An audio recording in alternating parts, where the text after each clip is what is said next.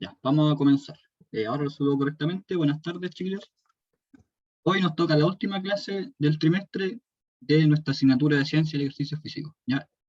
Es una clase más corta que la habitual.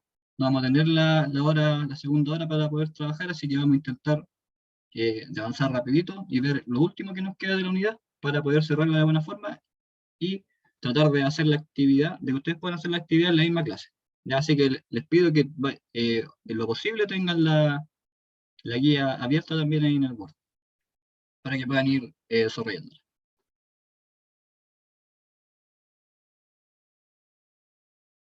Y ahí está la presentación que ya debemos manejar, ¿cierto? El nombre de la unidad, adaptaciones fisiológicas y los objetivos que tratamos durante esta unidad. Lo que vamos a ver en la clase de hoy. Vamos a repasar un poquito la clase anterior, lo que vimos respecto al IRM y a lo que tenía que ver con el entrenamiento de la fuerza y las adaptaciones que la fuerza nos provocaba. Y como temas nuevos, como contenidos nuevos, propios de la clase de hoy, vamos a ver lo que es la frecuencia respiratoria, como una de las adaptaciones agudas que habíamos visto al principio de la unidad, la ventilación pulmonar, ventilación alveolar, y vamos a hacer un repaso general de toda la unidad, así como ir viendo e ir recordando un poquito los conceptos y los contenidos que vimos a lo largo de estas 5 clases. Lo primero, tenía que ver con el entrenamiento de la fuerza. ¿Ya? Que nosotros lo podíamos evidenciar principalmente a través de la hipertrofia, que era el aumento, ¿cierto?, del tamaño de los músculos, producido obviamente por el trabajo de la fuerza, ¿ya? Y producía ciertas algunas adaptaciones que dentro de las más evidentes era precisamente la hipertrofia. También aumentaba la densidad ósea, los capilares, ¿cierto? Aumentaban en torno al músculo porque el músculo iba a necesitar que llegara mucho más sangre con oxígeno, con nutrientes, cosa de que le permitiera trabajar de mejor manera. Y obviamente también iba a aumentar el rendimiento, con el trabajo de la fuerza, iba a aumentar el rendimiento muscular en cualquiera de las manifestaciones de fuerza que nosotros conocemos, como la fuerza de resistencia, fuerza de velocidad y la fuerza máxima. ¿Ya? Y también cada vez que íbamos entrenando, ¿cierto?, el número de unidades motoras o de neuronas que hacían que el músculo se contrayera, va aumentando. Y eso va permitiendo, obviamente, que puedan participar más fibras del músculo en una contracción y pueda ejercer una fuerza mucho mayor. Ahora, para poder crear un plan de entrenamiento de fuerza, que era más o menos lo que nosotros hicimos en la guía anterior, teníamos que tener ciertas consideraciones. Lo primero era que teníamos que ordenar los ejercicios, o sea, cuál iba a ser primero en mi rutina, cuál iba a ser después, llevar un orden. Y ese orden era, primero, utilizando los ejercicios en los cuales participaron una mayor cantidad de músculos, una mayor cantidad de articulaciones, o músculos grandes, ¿ya? Y al final dejar aquellos ejercicios que solo se enfocan en el trabajo de un solo músculo. ¿Por qué? Porque si lo hago al revés, si primero trabajo los que se enfocan en un solo músculo, cuando vaya llegando a los ejercicios finales, ese músculo ya está cansado, entonces el rendimiento de mi trabajo o de mi sesión de entrenamiento no va a ser el óptimo. Entonces por eso tengo que empezar con ejercicios que involucren mayor cantidad de músculos para que de esta manera se ayuden entre ellos a hacer ese ejercicio y no estén tan cansados para los ejercicios del final que van a ir enfocados a un solo músculo, ¿ya? Entonces ahí, en esa parte nosotros, o ustedes que hicieron la actividad, anduvieron fallando un poquito, ¿ya? En el orden en que ponían los ejercicios. Y lo otro era que teníamos que tener ojo con esta tablita importante que sale aquí en pantalla. Y que esta nos va indicando cómo debemos trabajar nosotros. Qué número de repeticiones tenemos que hacer por ejercicio, el número de series, el descanso que tenemos que tener. Y todo dependía del objetivo. Ya si nosotros íbamos a querer desarrollar más la fuerza de resistencia, ahí vamos a utilizar muchas repeticiones y con poco peso. Acuérdense que el peso es lo mismo que la carga, nosotros la medíamos con el RM. Entonces aquí nos habla del porcentaje del MR. Ya cuando yo trabajo en la resistencia muscular, trabajo al 40 o al 60% del RM, o sea, una carga más o menos baja para poder hacer hartas repeticiones. Sí quería centrarme en el desarrollo de la fuerza y que fuera de la mano con la hipertrofia, o sea que aumente mi fuerza, pero se notara mucho más el aumento de tamaño de los músculos. Tenía que trabajar en otro rango, tenía que trabajar en una intensidad un poquito más alta, entre el 60 y el 80 del RM, y podía hacer muchas más repeticiones. O muchas menos en verdad en relación con la resistencia muscular, porque la carga iba a ser más alta.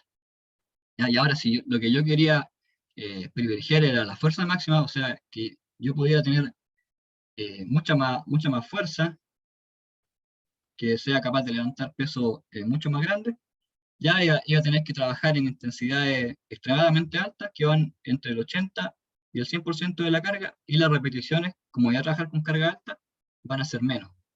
Porque no, mi misma fisiología, todos los recursos energéticos que yo tengo para poder movilizar ese músculo, al trabajar con cargas muy altas se me van a agotar demasiado pronto, por lo tanto no voy a poder, va a ser imposible que yo haga más repeticiones. Por eso que se dan estos rangos.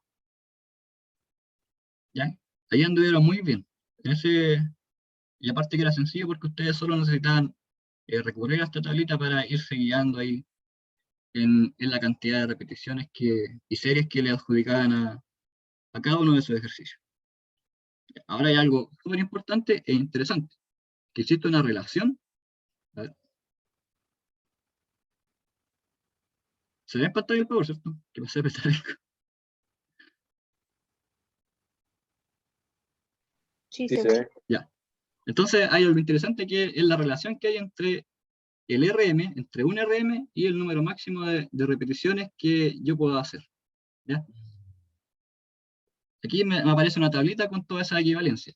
Y eso me indica que, por ejemplo, una persona que esté ejercitando con el 80% de su RM, solo va a poder hacer 8 repeticiones con ese peso. No va a poder hacer más que eso, porque cuando intente hacer la novena repetición, ya todos los recursos energéticos, todos los suministros energéticos que el músculo necesita para funcionar, ya van a estar agotados. Así que va a ser imposible que pueda hacer una novena repetición de manera correcta, obviamente. Quizás la logre, pero esté así todo, apenas haciendo el movimiento, pierda la técnica, lo haga lento, etc.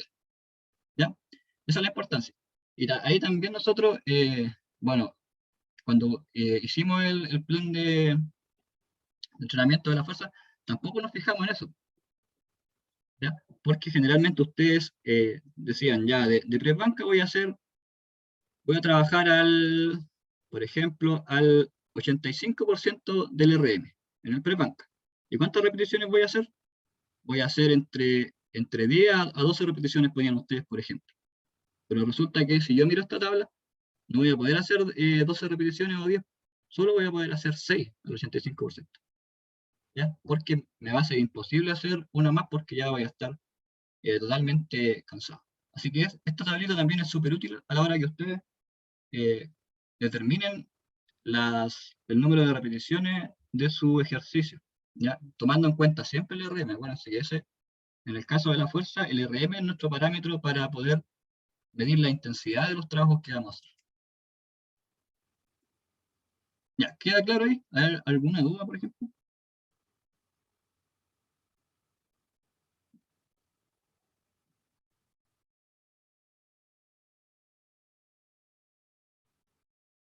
Supongo que no.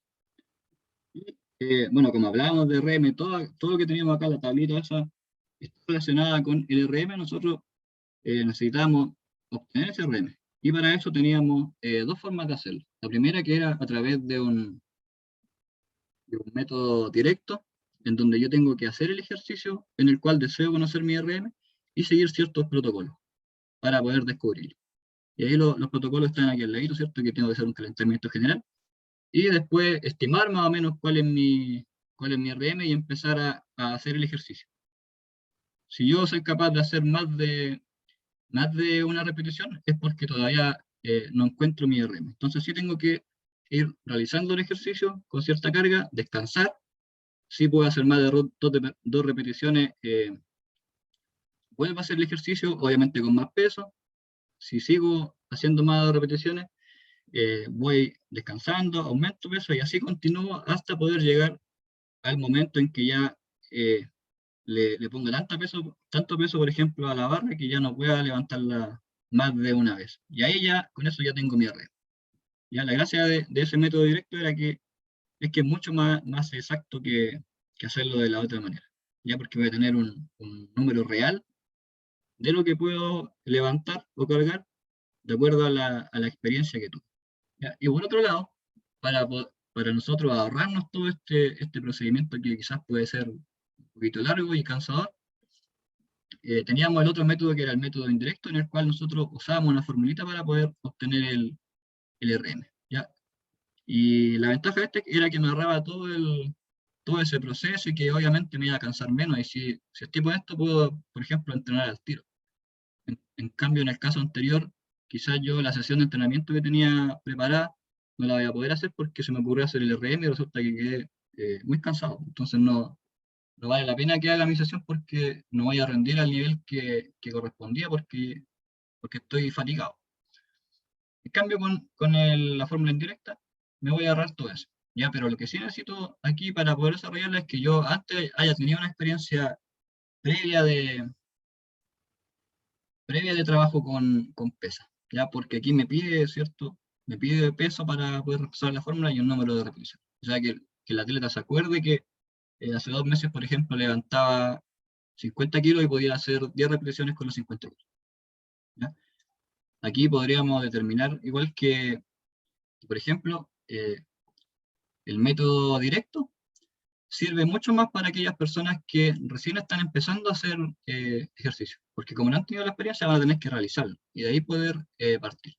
En cambio, la fórmula de Brisky o el método indirecto nos va a servir para aquellos deportistas que ya han empezado a trabajar y que tienen la experiencia para poder ir estimando rápidamente su RM y así poder trabajar de manera mucho más eficaz en su entrenamiento y poder progresar más rápido.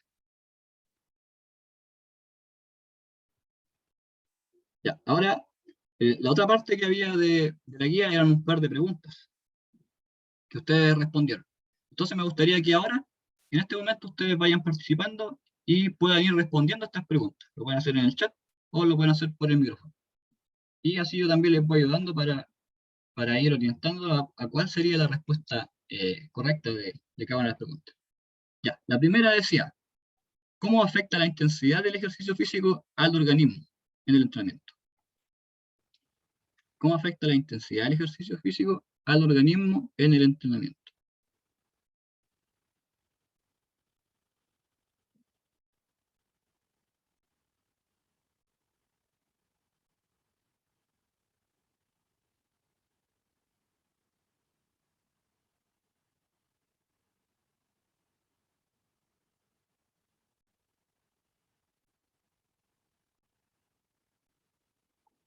Ya, pues, chiquillos, si ustedes respondieron a estas preguntas en la guía, entonces deberían acordarse más o menos de lo que pusieron ahí.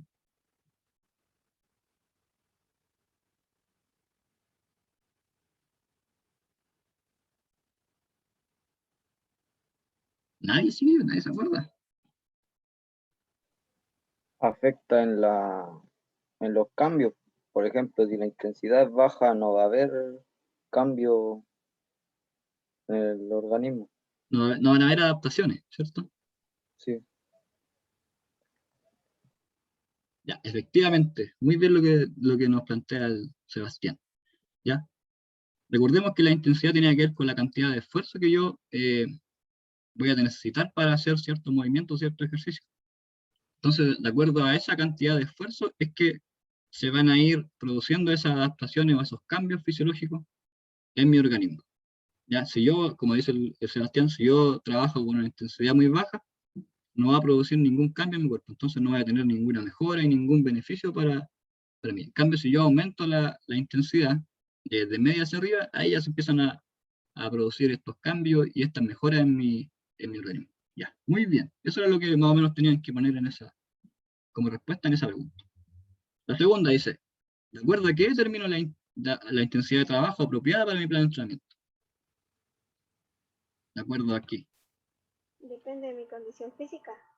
Bien, súper bien. ¿Qué más puede ser? La condición física, bien. Y de acuerdo a lo que quiero trabajar, por ejemplo, si quiero ganar masa muscular, hipertrofia y así. Ya, eso sería en el caso de que nosotros quisiéramos trabajar fuerza. Bien, efectivamente, lo primero que tengo que hacer es ver mi condición física, ¿ya? Y eso lo puedo ir a hacer de acuerdo a distintos test que hay específicos para cada una de las capacidades que yo quiera trabajar. También, como dice Sebastián, eh, de acuerdo al, Ay, quédate. ya hice, de acuerdo al objetivo que yo me proponga. Ya en el caso de la fuerza, ¿cierto? Va a variar la intensidad, si yo quiero trabajar hipertrofia, si quiero trabajar fuerza, por ejemplo. Si yo quiero ser velocista, voy a hacer carrera obviamente a una intensidad alta. Si quiero ser un fondista y que desarrolla generalmente la resistencia, voy a trabajar en intensidades medias, ¿cierto? Entonces, de acuerdo a eso, yo voy a determinar la intensidad de trabajo apropiada para el entrenamiento. Y para poder determinar esa intensidad, yo tengo distintos métodos que lo hemos visto igual durante esta unidad, que son la escala de Bohr, la frecuencia cardíaca, que ahí utilizaba una formulita, ¿cierto? Que era un poquito tediosa, pero muy útil. Y en el caso de la fuerza, a través del RM. Súper bien. Ya la última. ¿Cuál es la importancia de conocer el RM? ¿Y cuáles son las ventajas de cada método para poder obtenerla? Aquí, en su mayoría, anduvieron todo muy correcto porque la vimos en la clase. ¿Sabes?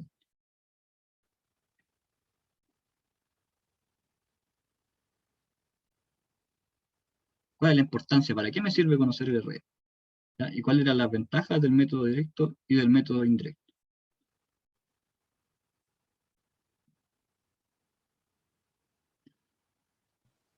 Para ver con qué peso puedo trabajar. Ya, bien. Me va a permitir, ¿cierto?, poner el punto de partida desde el Para cual ver la yo progresión que tengo, para ver cómo.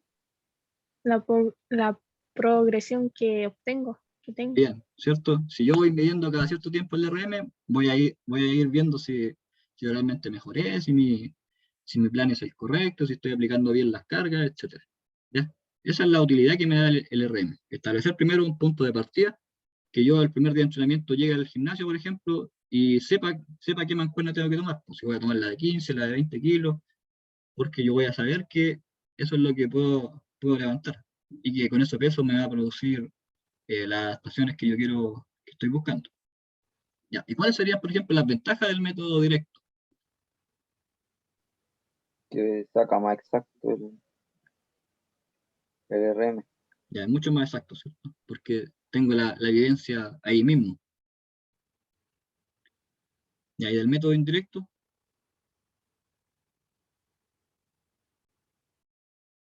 ventaja del método indirecto, Que puede evitar lesiones. ya, eso igual es importante porque como me voy a ahorrar, ¿cierto? Todo el trabajo de levantar carga y quizás pueden ser muy altas, porque estoy buscando el RM, así que son cargas altas, eh, puedo evitar lesiones. Bien. ¿Y cuál otra más? La otra que es mucho más evidente. Y que no es tan, ¿cómo se dice? Uy, fue la palabra.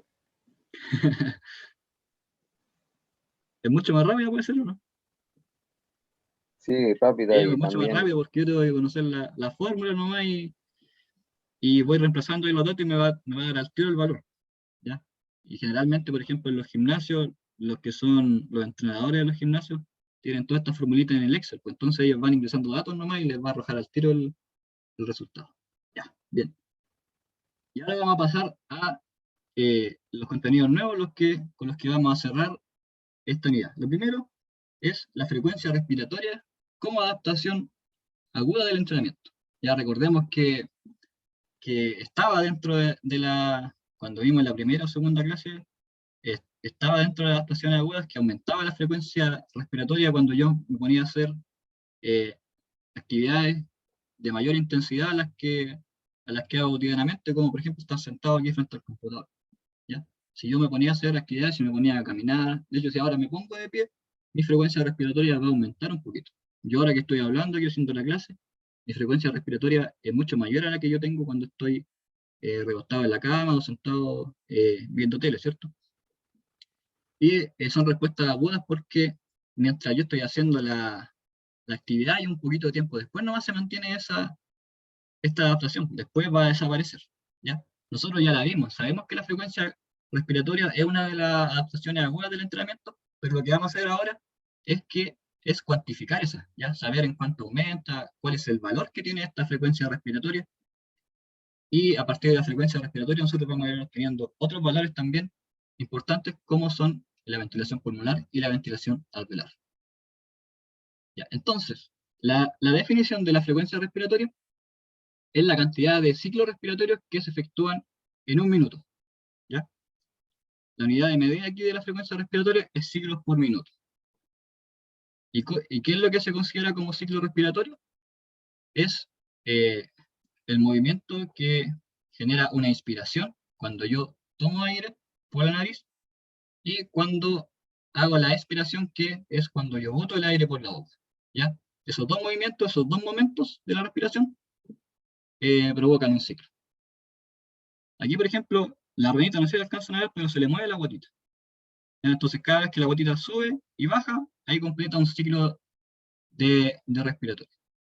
Ciclo respiratorio.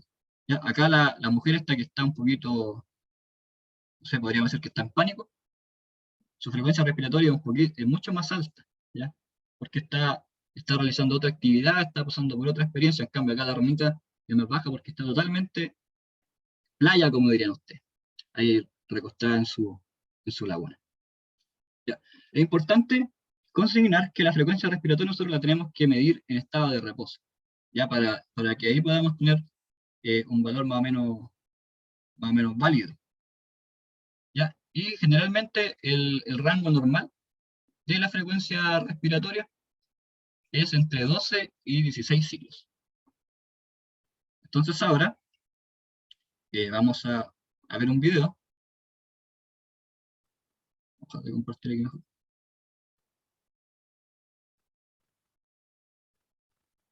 Ya, aquí está el video. Este es un video que lo grabé hace un ratito, en donde yo estoy recostado, ¿cierto? En estado de reposo, y la idea es que ustedes puedan contar durante un minuto, va a haber un cronómetro acá abajito que me va a indicar, durante un minuto puedan contar cuántos ciclos respiratorios tuve yo en este momento, ¿ya? Así que espero que estén preparados. Cuando empiecen. Ya, ahora atentos. Tienen que fijarse más o menos aquí en esta zona, porque aquí se ve, en mi gotita, aquí se ve cuando mi abdomen sube y baja. Y ahí voy a completar la inspiración y la expiración, y con eso tengo un ciclo. ¿Ya? Entonces la idea es que ustedes me cuenten aquí cuántos ciclos respiratorios realizo en un minuto estando en reposo. ¿Ya? Ya, desde ahora, ya. Está el cronómetro abajo. Atención aquí.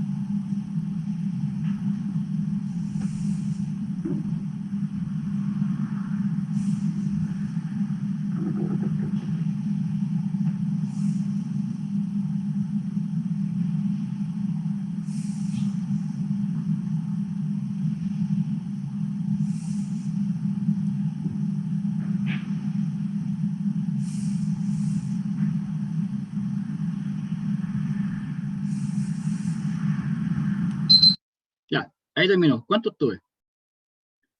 ¿Cuántos ciclos? A ver si los contaron bien.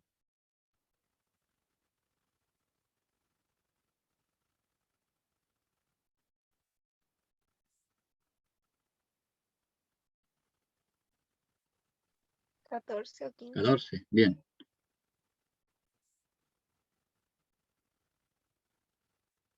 Ya todos contaron bien, 14, 14, 14. Ya, súper bien. Efectivamente. Estaba en estado de reposo, ¿cierto? 14 ciclos. ¿Estoy dentro del rango normal? Claro. porque el rango normal aquí me dice que es entre 12 y 16 ciclos. Igual va a depender mucho de la persona. Yo, en mi caso, tuve 14 ciclos, pero puede que ustedes tengan algo distinto. Entonces, si ustedes ahora miran su guía, en la primera pregunta, me pide que yo haga este ejercicio, que pueda contar cuántos ciclos respiratorios tengo en un minuto. Entonces ahora yo voy a buscar un cronómetro. Les voy a dar el minuto, lo voy a cronometrar aquí con mi teléfono para que ustedes puedan hacer ese ejercicio. Ojalá que estén sentaditos o si están recostados, mucho mejor. Entonces lo que tienen que hacer ustedes es empezar a contar y mirarse la guatita. Ya cada vez que sube y baja el abdomen, ahí van contando un ciclo. Entonces así van respondiendo de inmediato a la guía.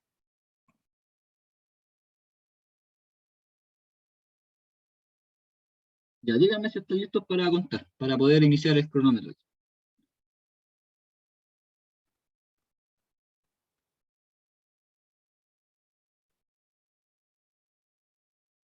¿Sí o no están listos? Sí. Por el chat por último, díganme.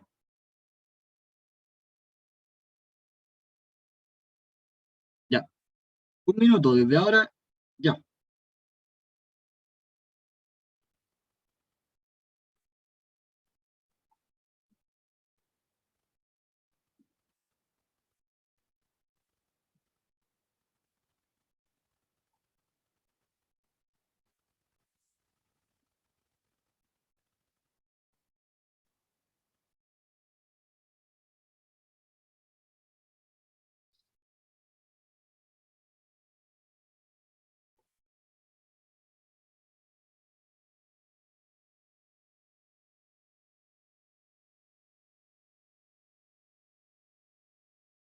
Quedan 20 segundos. Sigan contándonos.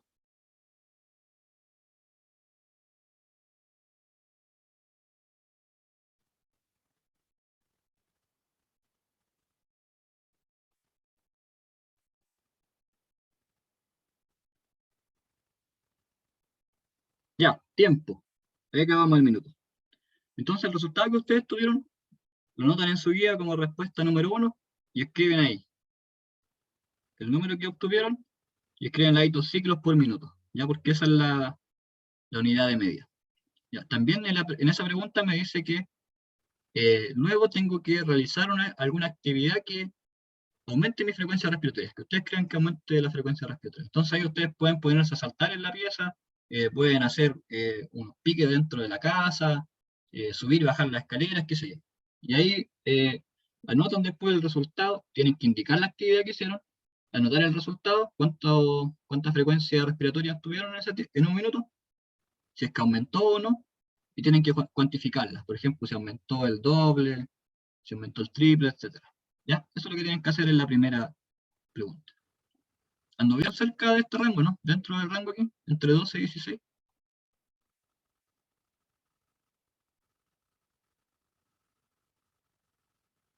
Sí.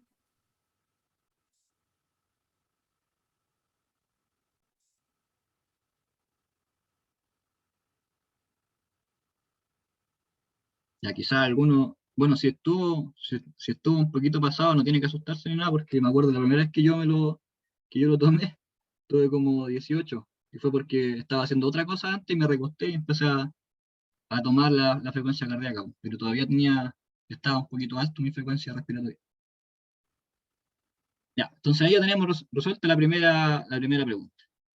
Ahora avanzamos a otra cosa, porque ya obteniendo la frecuencia respiratoria yo puedo ir determinando otros valores. Y lo segundo es la ventilación pulmonar.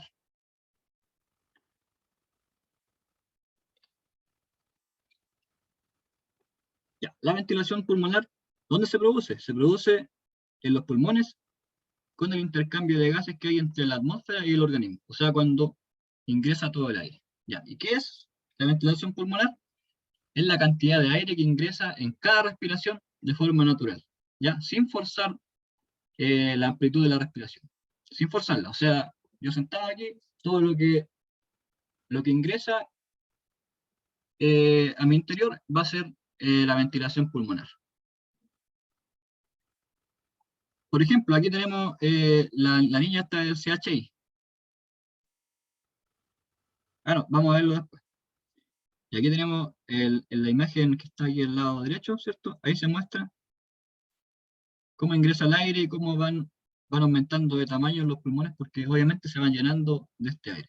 Entonces, el aire que ingresa queda entre todas estas zonas, todo lo que comprende la nariz, la boca, la laringe, faringe, hasta los pulmones, ¿ya? Todo lo que queda en esos espacios va a ser la ventilación pulmonar, ¿ya? Y para obtener el valor de la ventilación pulmonar por minuto, que se mide en ml, mililitros, ya tengo que utilizar esta formulita, que dice que la ventilación pulmonar por minuto, o sea, el valor que estoy buscando, es igual al volumen corriente por la frecuencia respiratoria. La frecuencia respiratoria ya la tenemos. El volumen corriente no sé lo que es, pero aquí me dice cuál es el valor, ¿ya? Para los hombres, el valor del volumen corriente es 500 ml, y para las mujeres es 400 ml. Entonces, esos valores ustedes reemplazan aquí y obtienen el resultado. Ya, ahora, ¿qué es el volumen corriente? Este es el volumen que circula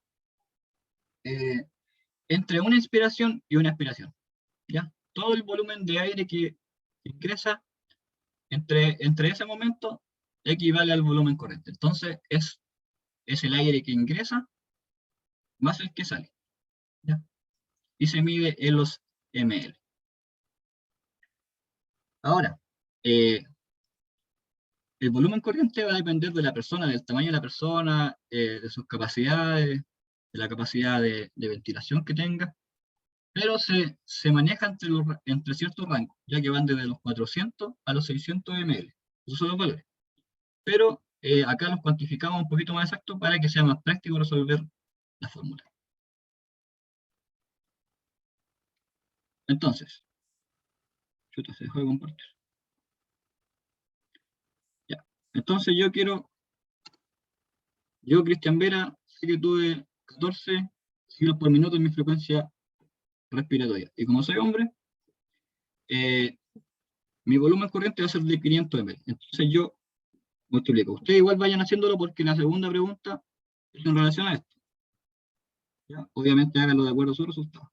Ya, mi frecuencia respiratoria fue de 14 ciclos. Entonces lo que tengo que hacer es multiplicar ese valor.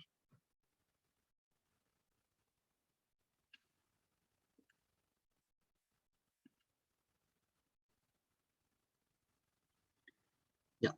El resultado me dio 7000 mililitros. Este sería entonces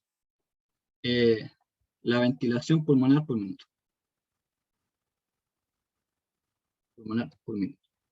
Y ahí me da el valor, ¿cierto? Obviamente aquí, si mi frecuencia respiratoria fuera mayor, el volumen va a aumentar.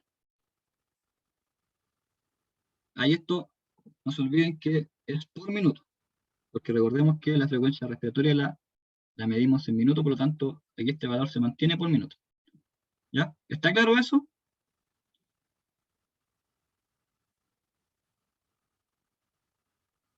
Sí. Ya lo que quería comentar es que la niña aquí del CHI, ¿ustedes creen que el valor de su volumen corriente estará entre este rango?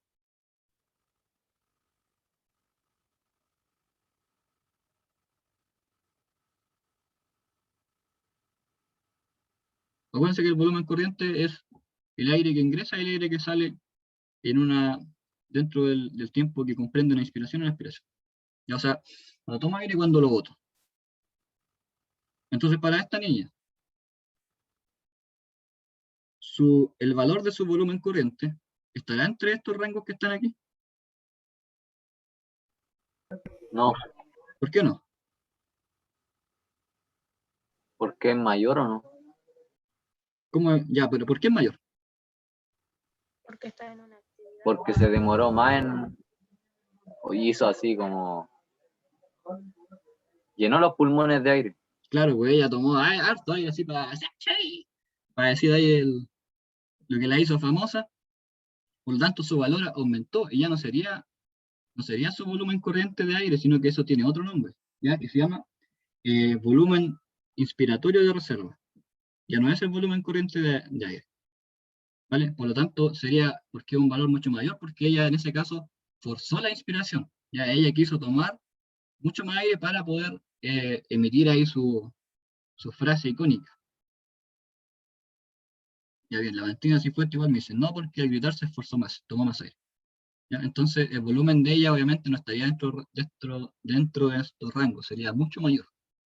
¿Ya? Y ya tendría otro nombre, no se llamaría volumen corriente, sino que se llamaría volumen de reserva inspiratoria. Ya, pero eso no, yo se lo menciono así como dato nomás, porque no lo voy a preguntar en ninguna parte. ¿Vale? Ya, espero entonces que ya hayan calculado más o menos aquí el volumen de su ventilación pulmonar por minuto, para que la vayan poniendo inmediatamente en la guía. ¿Ya? ¿Le quedaron dudas con esto? ¿No?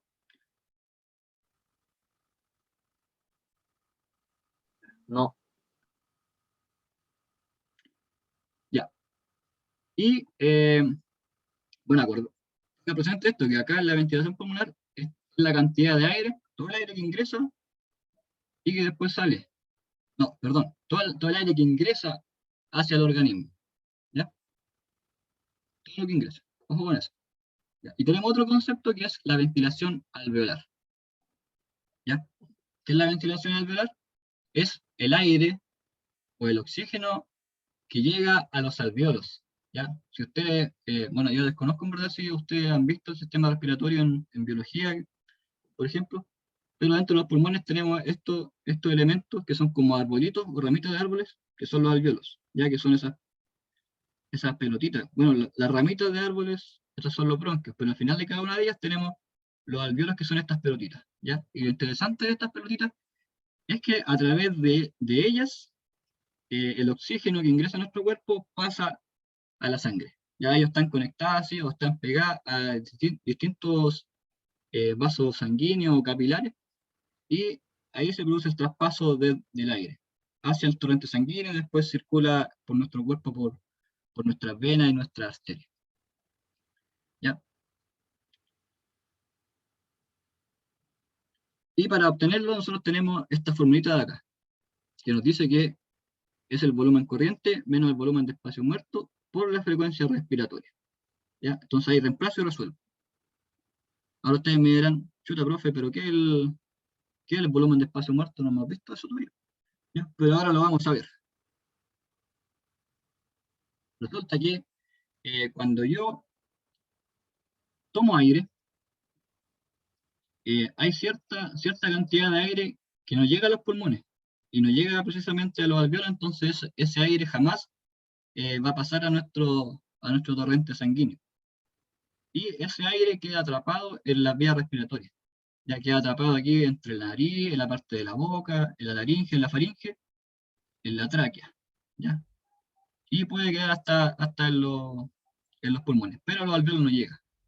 ¿Ya? Entonces todo ese aire que quedó ahí y que no ingresó a nuestro torrente sanguíneo se denomina volumen de espacio muerto. Y para calcularlo es súper sencillo. Lo único que tenemos que hacer es multiplicar nuestro peso aproximado, obviamente, y multiplicarlo por 2. Y ahí me va a dar el volumen. Como está hablando de volumen, ¿cierto? Se mide en ml. ¿Ya? Entonces aquí rápidamente tenemos una diferencia. Ya la ventilación pulmonar es todo el aire que ingresa a los pulmones. La ventilación alveolar me considera solo el aire que logró llegar a los alveolos y por eso pudo pasar a mi torrente sanguíneo. ¿Ya? Obviamente después este oxígeno viajó por la sangre y llegó a nuestros músculos para que pudieran funcionar y hacer cierto la contracción. Y también obviamente llegó a nuestro cerebro. ¿Ya? Entonces aquí vamos repasando nuevamente. Yo voy resolviendo de acuerdo a mis datos y ustedes lo van haciendo de acuerdo a lo que van obteniendo ustedes. ¿Ya? Ya tienen el valor de la frecuencia respiratoria porque lo hicieron al inicio. Entonces, a reemplazar el resto no. ¿Ya? El volumen corriente ya conocemos, 500 ml para los hombres y 400 para las mujeres. Entonces reemplazo ahí. Chuta, no rollo.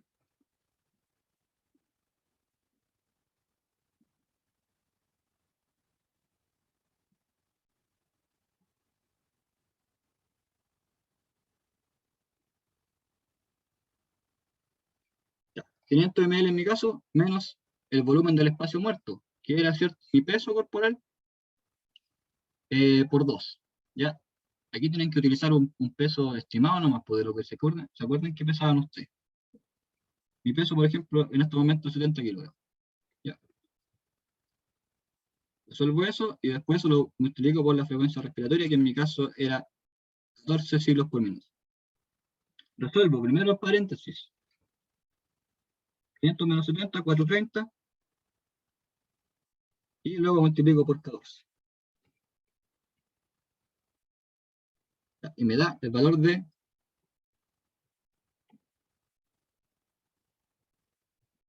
6.020 mililitros. ¿Ya? ¿Y el peso no lo multiplicó por 2? Ah, tiene razón, gracias Sebastián. Ya, se me olvidó aquí. Entonces era 140. Bien, hay uno atento al menos. Ya, 130 menos 140. Yo uso calculadora porque soy más o menos más para las matemáticas. Me da 290.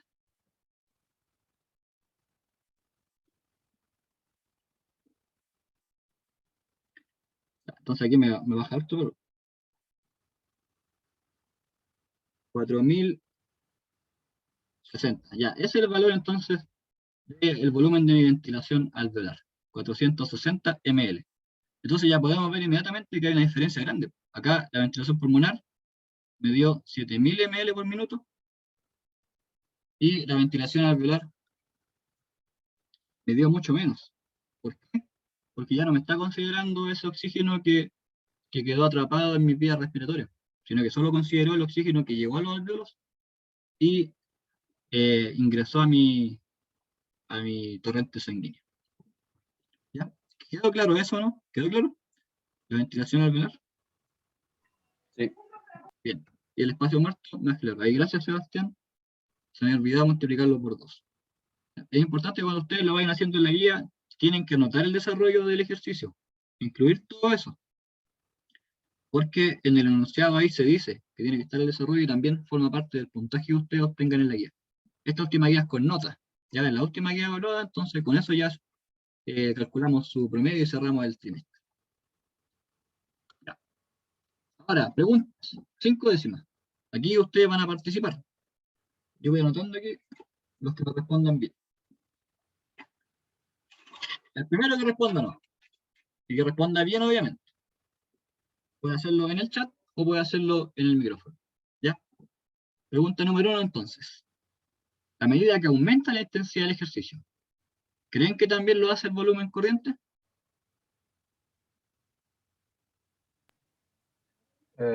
No. Ya, primero respondió la Catalina Cárcamo. A ver, Catalina, ¿por qué? ¿Por qué no? ¿Lo puedes escribir en el chat igual? Yo la espero nomás y que conteste. Es un valor que se mantiene. ¿Por qué se mantiene ese valor?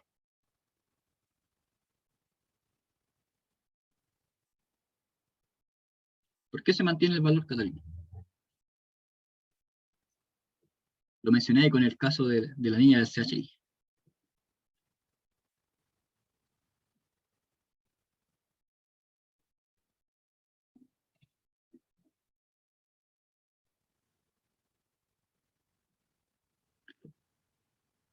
Ya, a ver, Sebastián, si puede decirnos. Sigue escribiendo nomás, Catalina. Debemos tu respuesta, por mientras vamos a darle el pase a Sebastián, que igual respondió. Ya, Sebastián. ¿Por qué no aumenta? Porque uno cuando está haciendo ejercicio no está respirando así, no está llenando los pulmones de oxígeno. Hace las respiraciones normales o incluso más rápidas. Ya, pero ahí me está diciendo lo contrario. ¿Ya? Porque la pregunta dice que si el volumen corriente aumenta. ¿Ya? Si aumenta la intensidad, el volumen corriente aumenta. Tú primero me dijiste que no, pero ahora me está diciendo que sí, porque uno respira menos, está diciendo. Por eso no aumenta. No aumenta.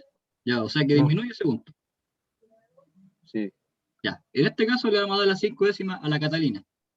No, le vamos a dar, ya le vamos a dar las 5 décimas, porque no aumenta, anduvo más cerca que Sebastián.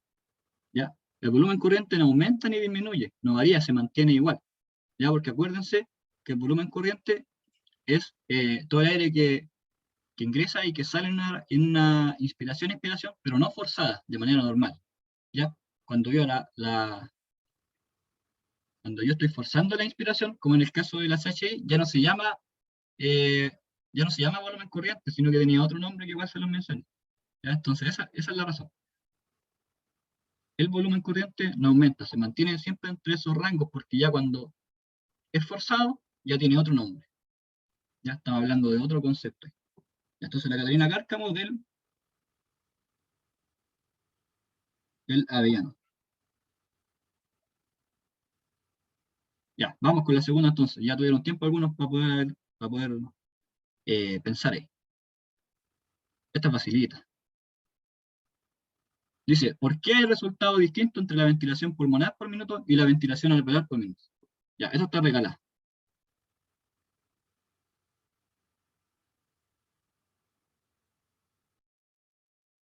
Ya, la Daniela ya la tenía contestada hace rato. A ver, dice, porque la ventilación alveolar considera el aire oxigenado que llega a los alvéolos y la ventilación pulmonar es la cantidad de aire que ingresa con cada respiración de forma natural. Ya, bien, porque ahí está la diferencia, ¿cierto? Incluso en la misma fórmula, en la fórmula, por ejemplo, de la ventilación alveolar, se resta todo el volumen del espacio muerto, o sea, ese aire que no llega al alvéolo, sino que se queda atrapado por ahí en las vías respiratorias, ¿ya? Entonces, por eso hay una diferencia entre los valores, porque la ventilación pulmonar considera todo el oxígeno que ingresa, pero la ventilación alveolar solo el que va a llegar a nuestro alvéolo y que va a pasar directamente a nuestra sangre. Ya bien, la Daniela. La Daniela es del AERS. Ya. Cuarta pregunta. ¿Por qué la frecuencia respiratoria puede ser un indicador de adaptación aguda al entrenamiento?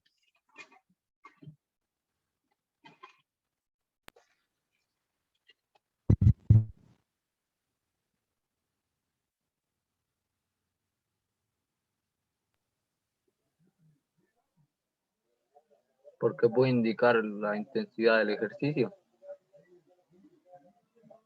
Bien. A ver, puedes tratar de ir bien, Sebastián. A ver, trata un poquito más de fundamentarla. O de ir un poquito más allá. Porque mide la respiración, pues, y si aumenta la respiración, la intensidad va a ser mayor. ¿O no será al revés? Si la intensidad aumenta la respiración. Sí, sí. Ya, te falta otra parte de la pregunta, sí. Va bien, va bien. A ver, acá el Danilo dice, cambia de guardia intensidad. Ya van por ahí. Sí, tiene mucha relación con la intensidad del ejercicio.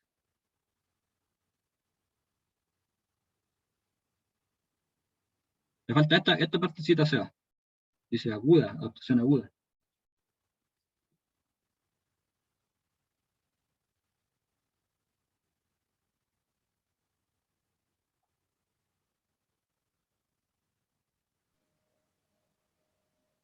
Porque no sé, no lo mide tan exacto. No, mira, céntrate en esta parte, po. En la segunda parte de la pregunta que dice que es un indicador pero de adaptación aguda. Profe, ¿Por qué aguda y por qué no es, por ejemplo, profe, crónica? A ver, la Daniela. porque tiene una respuesta inmediata. Ya, bien, ¿cierto? Porque la frecuencia respiratoria cuando yo hago ejercicio de alta intensidad o de intensidad más moderada aumenta, pero aumenta mientras dura el ejercicio nomás. Y un ratito después de que termino de hacer el ejercicio. Después ya desaparece. Entonces, por eso es un indicador de adaptación aguda del entrenamiento. ¿Ya? Porque se van a producir cambios, pero van a desaparecer inmediatamente. Después mi cuerpo ya vuelve a reposo y recupera su frecuencia respiratoria normal. O sea, después de que termino de hacer el ejercicio, nuevamente va a estar entre el rango de los 12 a los 16 ciclos por minuto. Y va a ser a moda la sea porque la Daniela ya tenía las décimas. Ya tiene 5 décimas, entonces no la puedo llenar con muchas décimas. porque no hay más trabajo también para darle esa décima. Ya, el Sebastián es del Arrayán, pues. Ya, la última, que sea alguien distinto a los que ya se ganaron décimas. Dice, ¿por qué el volumen de espacio muerto puede ser distinto en los estudiantes?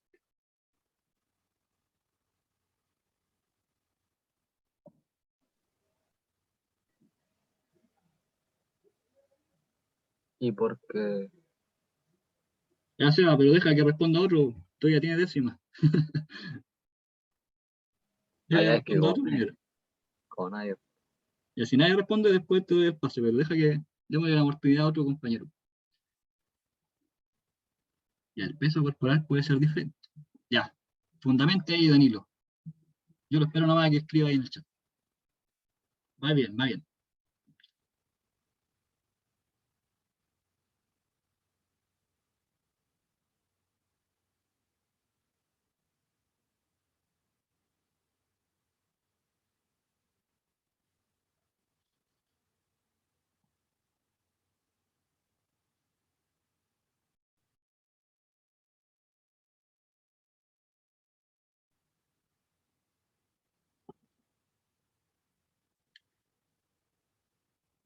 Danilo, ¿está escribiendo, no?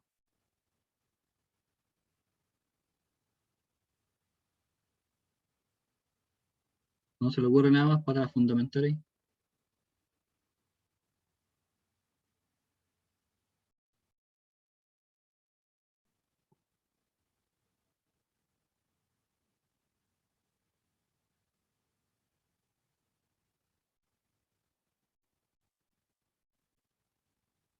Ya, a ver, Sebastián, si le puede complementar ahí al compañero.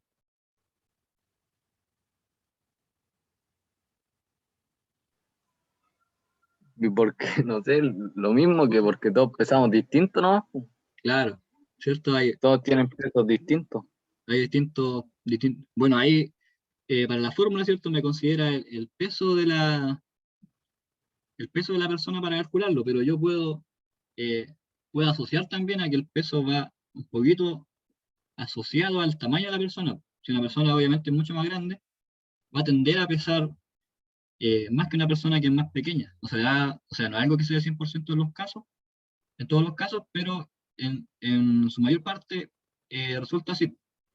Y también hay diferencia, obviamente, de tamaño entre hombres y mujeres. Generalmente los hombres son mucho más anchos y tienen la caja torácica, toda la zona aquí de los pulmones, más grande que las mujeres.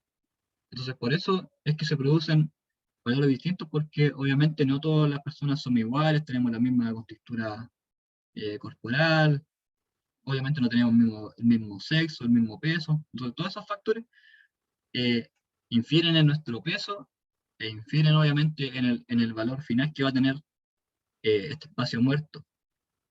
Y ahora si nos ponemos a pensar, por ejemplo, hay gente que tiene el cuello más largo, por lo tanto, eh, toda esta zona de aquí va a quedar mucho más, donde está la faringe, la laringe, la tráquea, va a quedar mucho más aire en esa zona acumulado, en el espacio muerto. Hay gente que tiene la cabeza más grande, por lo tanto, el espacio de la boca también es más grande. Entonces, todo eso va a determinar esas diferencias. Ya, excelente, chicos. Y entonces Danilo se lleva las otras 5 décimas.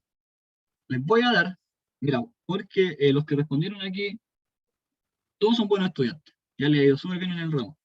Entonces les voy a dar la facultad a ustedes, en el caso de que tengan un 7 en esta guía, y no,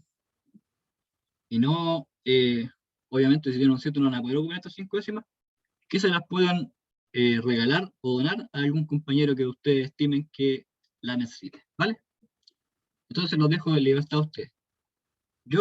Me van a enviar su trabajo, yo les voy a responder, les voy a indicar su nota, y ustedes van a estar atentos a eso, y me van a responder, me van a decir, profesor, eh, le quiero dar mi décima a tal persona. Ya, obviamente, esperemos que esa persona no, que sea alguien que se esfuerce en la asignatura y que no le ha ido tan bien a lo mejor, y que la necesite, ¿ya? Eso queda a libertad de ustedes, chicos, si no, se las dejan y vemos ahí si las pueden ocupar para otro trabajo. Ya, acuérdense, la Catalina Cárcamo, Daniela Maldonado, Sebastián Pulido y el Danilo Garcés se lleva las 5 décimas para su guía de hoy. Ya, entonces, como resumen en esta unidad, ¿ya? Lo primero que vimos, la primera clase, fueron estas adaptaciones agudas y crónicas que se producían por el ejercicio físico. Ya habían adaptaciones agudas como la contracción muscular, que era lo primero, porque es lo primero que observamos porque nosotros empezamos a producir movimiento cuando hacemos ejercicio físico. Entonces, lo primero que pasa ahí es que hay una contracción muscular para que se produzca ese movimiento. Aparece la sudoración, aumenta la frecuencia cardíaca, la frecuencia respiratoria, la vasodilatación. ¿Ya? Y también tenemos las adaptaciones crónicas, que son las que luego de que yo termino de entrenar, se van a ir manteniendo durante el tiempo. Y obviamente para que aparezcan también necesito de un tiempo entrenando, realizando esa actividad, para que estas queden, ¿ya? Las dos pueden desaparecer en algún momento, pero la diferencia es que las agudas aparecen inmediatamente después de que yo termino de hacer mi sesión de entrenamiento, y las crónicas aparecen un tiempo después de que yo ya dejé de entrenar con la misma frecuencia que antes, ¿ya? Luego vimos el tema de la intensidad del ejercicio, ¿ya? Porque obviamente, de acuerdo a la intensidad, se iban a producir o no algunas adaptaciones y otras no, ¿ya? Y que habían 3 tipos de intensidad: la baja, la moderada y la vigorosa, ¿ya? Y cada uno estaba entre un rango de la frecuencia cardíaca máxima. La baja era menor al 60%, moderada entre el 60 y 69, y sobre 70 ya estoy hablando de intensidad vigorosa, ¿ya? Y yo, a través de la fórmula de Carbonell, podía saber para cada caso personal a cuántos latidos por minuto equivalía, por ejemplo, ese porcentaje. Entonces ahí yo podría saber, midiendo mi frecuencia cardíaca, podría saber si estoy realizando actividades de tipo moderada, vigorosa o baja. Entonces ahí yo voy viendo qué actividades me pueden servir para producir estas adaptaciones y cuáles no, porque no cumplen con el mínimo de intensidad necesario para que se produzcan estas adaptaciones, ¿ya? Luego vimos los MET, que era igual una herramienta súper interesante, ¿cierto? Que eran el equivalente metabólico con la cantidad de esfuerzo que me demandaba cada actividad. Y estos valores estaban dados por ciertas tablas que los expertos se preocuparon de realizar y de facilitarnos, donde cada actividad tenía un valor de MET. Y este MET era el valor que había en minutos, o sea, la cantidad de energía o de esfuerzo que me demandaba por minuto haciendo esta actividad. Entonces yo podía calcular el total de MET que yo realizaba durante todo el tiempo que estuve, por ejemplo, jugando rugby. Si jugué 1 hora, tendría que multiplicar esos 8 MET por 60 y ahí me va a dar el valor total, ¿ya? Y también había una clasificación de intensidad, que entre los 3 y los 6 MET también eran actividades moderadas, y de los 6 MET hacia arriba ya eran vigorosas. Y como hablábamos de cantidad de esfuerzo, de energía que ocupamos para desarrollar esa actividad, lo podíamos transformar a calorías, ¿ya? Y las calorías obviamente nos van a servir para obtener esa energía que necesitamos para desarrollar las actividades. Y yo puedo ahí ir viendo si estoy consumiendo muchas calorías a través de los alimentos, por ejemplo, pero no las estoy gastando, y eso me podría generar un aumento de peso, o si estoy realizando demasiada actividad física y el gasto que tengo es mucho mayor que el que consumo con los alimentos. Y en ese caso me produce una baja de peso, ¿ya? Esa era la gran importancia y utilidad que le podíamos dar a los MET, que la podíamos transformar a calorías. Y por ejemplo, podíamos establecer como qué actividad tengo para poder quemar el pan con queso que me comí hace un ratito, ¿ya? Y así evitar, por ejemplo, empezar a subir de peso. Ya, estas eran más que nada para actividades de tipo cardiovascular. Ya, la intensidad a través de la frecuencia cardíaca la puedo sacar para ese tipo de actividades. Pero cuando yo trabajaba con fuerza, la intensidad tenía que medirla a través del RM, que fue lo que vimos en la clase pasada, y que ahí, dependiendo de mi objetivo, yo iba a trabajar a cierto porcentaje del RM. Y tenía ambos métodos tenía el método directo e indirecto para poder obtenerlo. Cada uno con sus ventajas y desventajas, pero al fin y al cabo, los dos son muy útiles, ¿ya? Entonces, este es un resumen general de todas las cosas importantes que vimos durante esta unidad. ¿Por qué se las presento? Porque en la última parte de la guía Dice, menciona algún contenido que haya aprendido o haya llamado su atención en las clases anteriores, ¿ya? Aquí no pueden incluir ventilación pulmonar, ni ventilación alveolar, ni frecuencia respiratoria, porque es algo que vimos recién y está muy fresquito. Entonces yo quiero saber aquí si aprendieron algo de las clases anteriores o si se les quedó grabado algo de las clases anteriores. Entonces usted va a mencionar aquí el contenido. ¿Cuál de todos los contenidos le llamó la atención o se le quedó grabado o lo pudo aprender?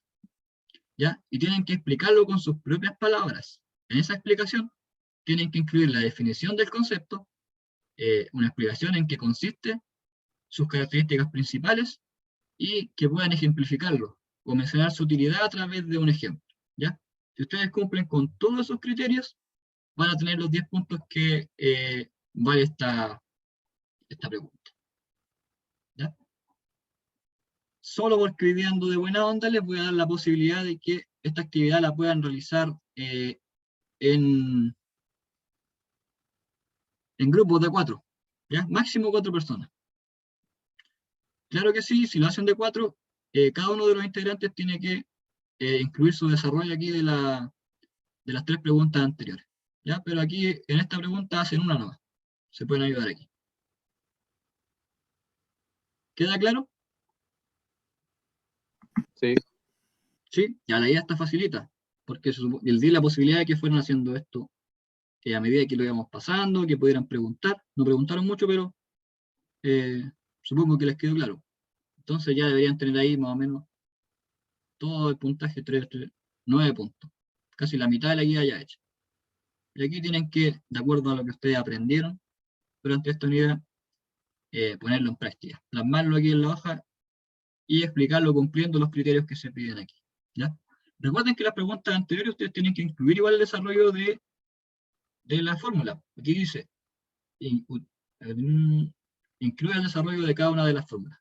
Me lo exige así como criterio para que puedan obtener todo el puntaje de la guía. ¿Ya? Acuérdense, máximo 4 personas.